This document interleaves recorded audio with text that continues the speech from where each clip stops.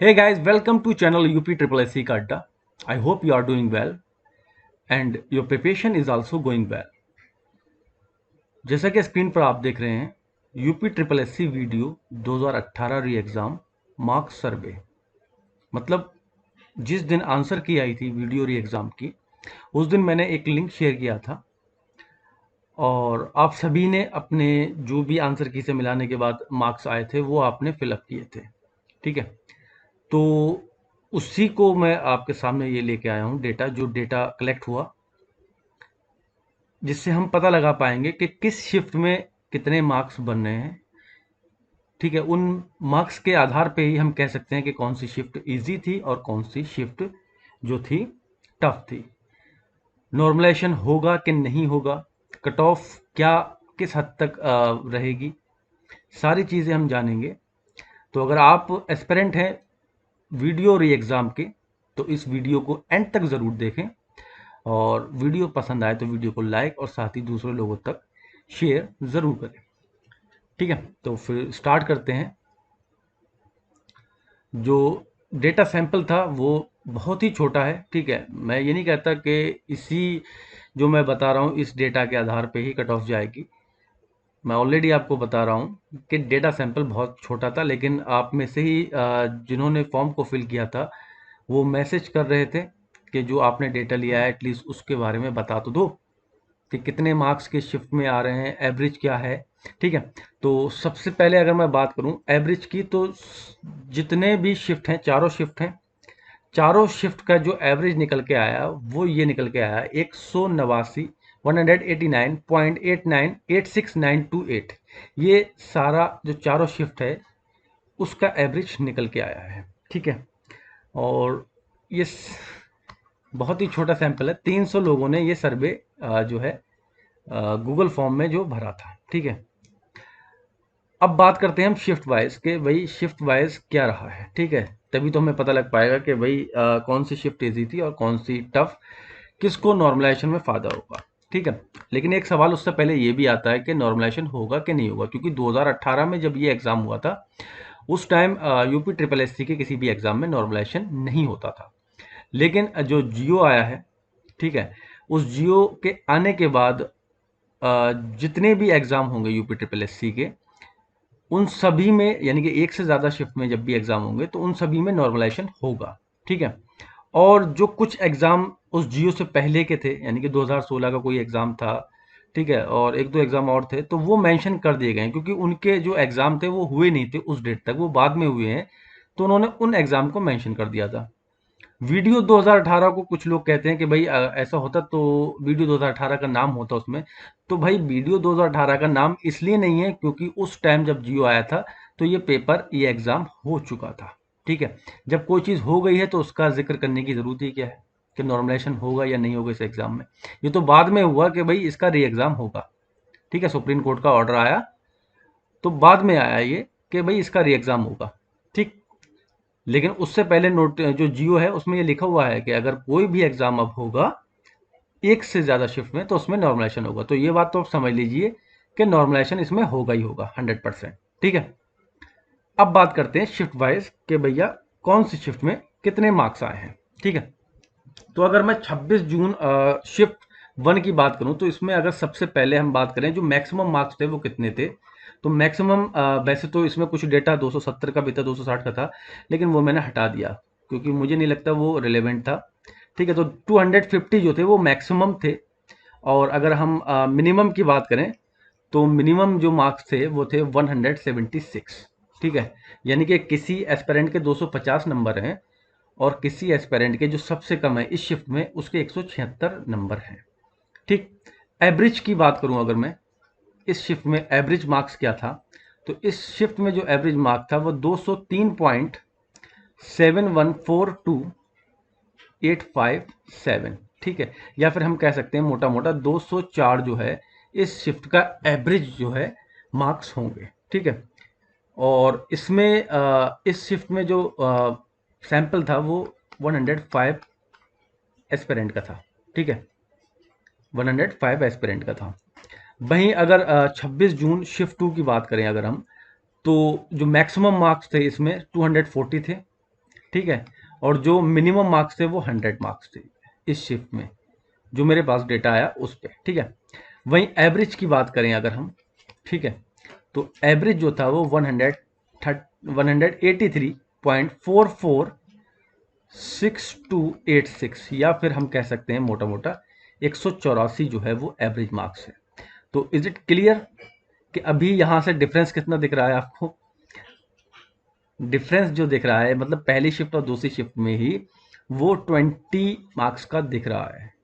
मतलब data sample छोटा है तब इतना दिख रहा है।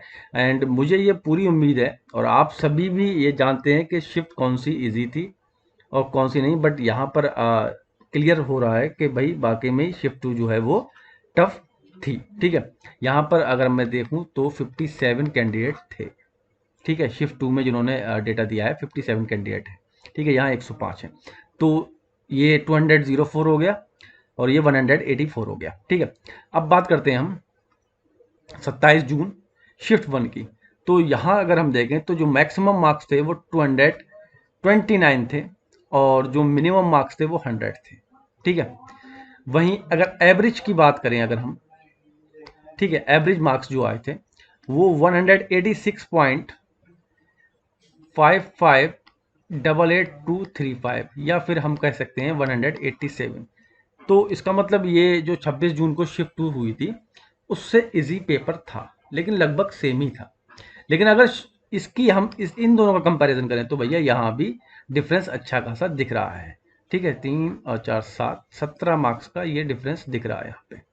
ठीक है, और यहाँ से अगर हम देखें इसको तो ये 3 मार्क्स का डिफरेंस है, तो ये इतना तो कोई दिक्कत नहीं है, लेकिन ये जो डिफरेंस है ये शिफ्ट 1 के साथ ये बहुत ज़्यादा हो रहा है। ठीक है, अब आते हैं लास्ट शिफ्ट को। ठीक है, जब एग्जाम हुआ था तो सभी लोग बोल रहे थे कि सबसे टफ यही है। ठीक है, तो वाकई में यही सबसे टफ है। देखो मैक्सिमम जो मार्क्स यहाँ देखने को मिले जो थे वो 231 है और जो मिनिमम है वो 76 है, यानी कि किसी एस्पिरेंट के 76 मार्क्स हैं और एक एस्पिरेंट है इसी शिफ्ट का उसके 231 मार्क्स हैं। एवरेज की बात करें अगर हम तो 172.4883721 या फिर मोटा मोटा 173। ठीक है, तो भैया 204 184 187 और 173 यहां से हम क्लियरली देख सकते हैं कि सबसे टफेस्ट शिफ्ट कौन सी है, ये वाली है। देन उसके बाद कौन सी है, ये है। ठीक है, देन ये है और सबसे इजी जो है वो 26 जून शिफ्ट 1 है। ठीक है, तो अब जो नॉर्मलाइजेशन होगा तो भैया फायदा किसका होगा, तो फायदा उसी का होगा जिस शिफ्ट के मार्क्स जो हैं एवरेज मार्क्स कम आ रहे हैं। ठीक, तो 27 जून वाली शिफ्ट को मैक्सिमम जो है फायदा मिलेगा, बेनिफिट मिलेगा, जो मेरा डेटा है उसके अकॉर्डिंग मैं आपको बता रहा हूँ। ठीक है, और जिस तरीके का ग्रुप में भी डिस्कस होता रहता है तो पता लगता रहता है कि शिफ्ट में किस में ज़्यादा मतलब क्वेश्चन टेढ़े मेढ़े आए थे या फिर कम अटैम्प्ट हुए लोगों के। तो वो 27 जून शिफ्ट 2 का ही बात हो रही है। ठीक है, अब बात करते हैं, ये तो हमने देख लिया शिफ्ट वाइज। ठीक है, अगर हम कैटेगरी वाइज देखें तो जनरल का जो निकल के आया अराउंड, मैं पॉइंटों में नहीं लिखूंगा, जनरल का 195 निकल के आया अराउंड। ठीक है, वहीं ओबीसी जो है वो निकल के आया 189।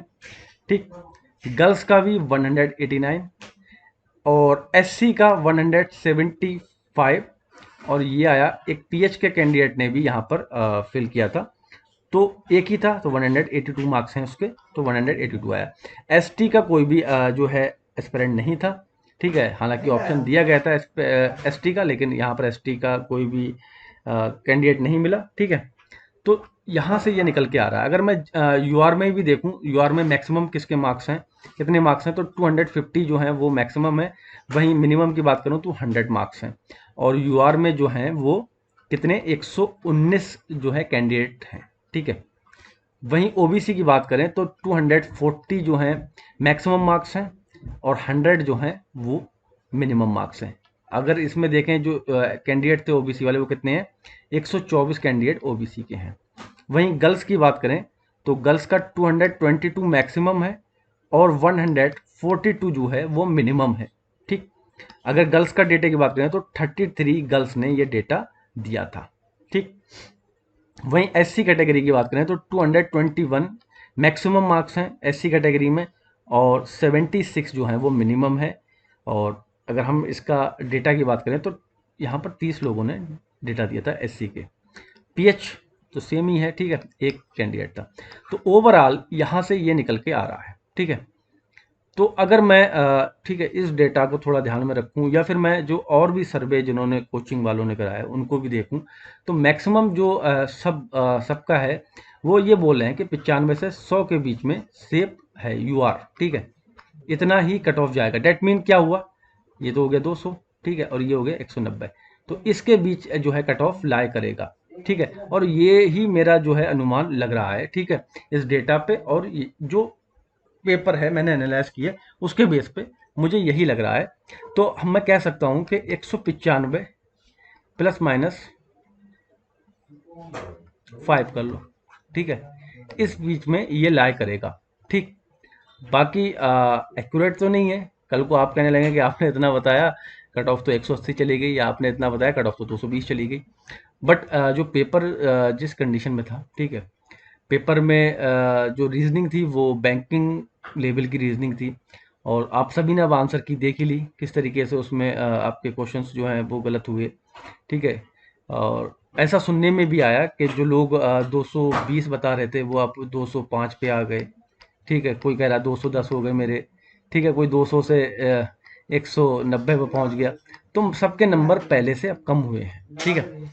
तो फिलहाल जो है मैं ये कहता हूँ कि अगर आपके 200 हैं इस टाइम तो आप सेफ जोन में हैं बिल्कुल, ठीक है। चलिए फिर तो आज के लिए इतना ही। Thank you very much.